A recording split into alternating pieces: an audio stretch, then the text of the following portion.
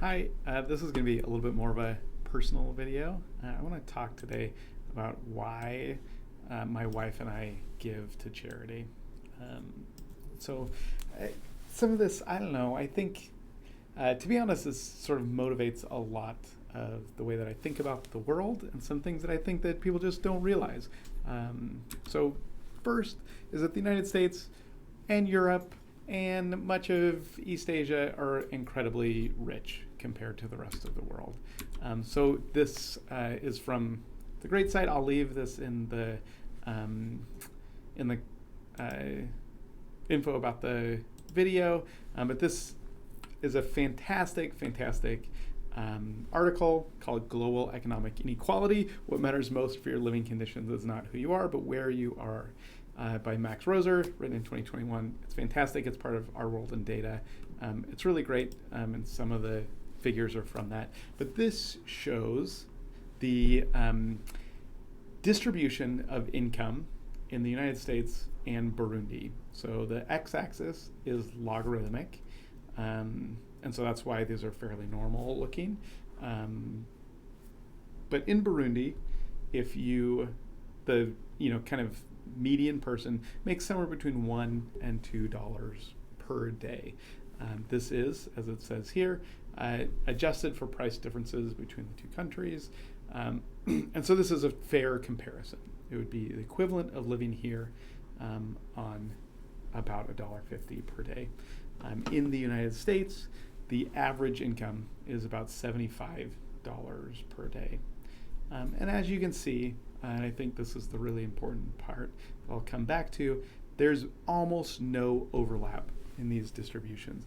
In other words, the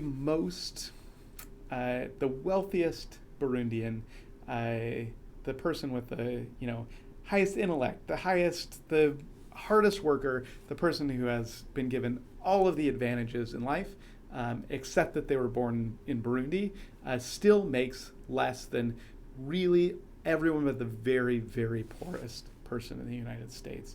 I'll come back to kind of what I see as a moral takeaway from that, as well as a different way of seeing the world. To go along with this, this is the same point, but with another graph, that you are richer than you think. Instead of just showing Burundi and the US, this is kind of flipped. And so this is the x-axis is the percent of people who make that much, and the y-axis is how much they make. And so if you make 50% of people in the world, this is 2017. The great news is that things are getting better, that this distribution is looking better and better. More and more people are making more and more money, but something like this is still similar. Something similar to this is still true. The poorest 50% live on less than $6.70 per day. This is almost certainly still less than $10 per day. And again, this is adjusted. This is the equivalent of your life at $10 a day, and that's paying for rent, and it's paying for food, and it's paying for heating and cooling and clothing, kind of everything that you need. $10 per day. The income, so poverty line in high income countries is something like $30 per day, and that makes you richer than about 85% of the world, to be below the poverty line or at the poverty line in a wealthy company or a country. In the U.S., right, the U.S. median, again, this also has gotten better, has grown. The median is somewhere above $60 per day. So the median person in the U.S. is richer than all but 10% of the rest of the world. And if you're making $125 per day, you're kind of in the top 1%. There's a great way to look at where you fall. So this is how rich am I? It's from givingwhatwecan.org. If you Google for how rich am I, again, I'll put the link up, but if you Google for this, you'll find it.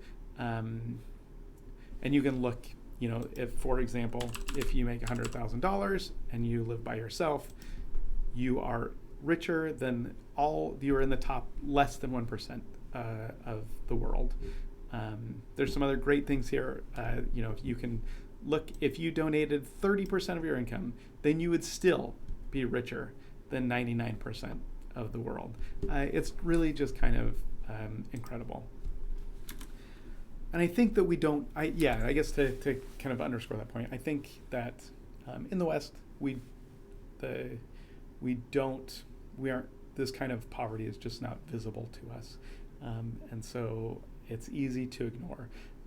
But the reality is that that there are many people in the world who are very, very poor, and I think that as standards of living have gone up incredibly in some pockets of the world, others are still left behind.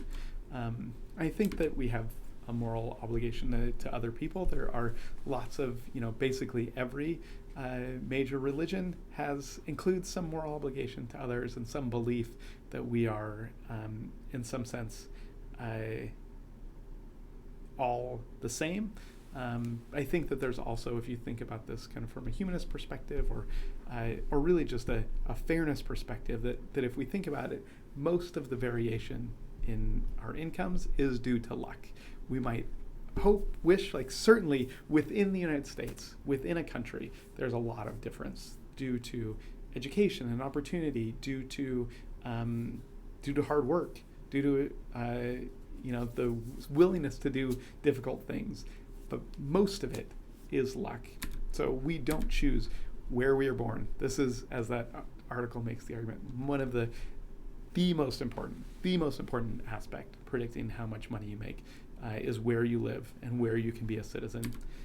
We also don't choose our parents or our genes or our health, all these things that make such a difference. But the good news is there are lots of things that we can do to help, to make it a small difference at least in the world. And I'd say a surprisingly large difference, that we have now global financial systems which can transport money around the world, and a little bit of money can go a long way in a lot of countries. Medicine to prevent malaria, vitamin A supplements, and just giving money to very poor people all can be done at a huge benefit and at very low kind of overhead cost. That the marginal benefit of a dollar is extremely high. There's a great organization called GiveWell that does really in-depth, wonderful research about the things that make the most difference to people's lives. And of course, there's not a clear, true answer. We could argue that art makes more of a difference than malaria pills. But they have their own sort of assumptions that they make clear, and I think make a good argument that the most valuable way to help other people is to give money and aid to developing countries. GiveDirectly.org is another organization I really like. This is the one that is, instead of giving aid, just figures out how to give money to the poorest people in the world. I think it's fantastic. So I think that's sort of all I wanted to talk about today. I think that that it's worth thinking about the life that you lead and the blessings that you have and how we can share them with other people.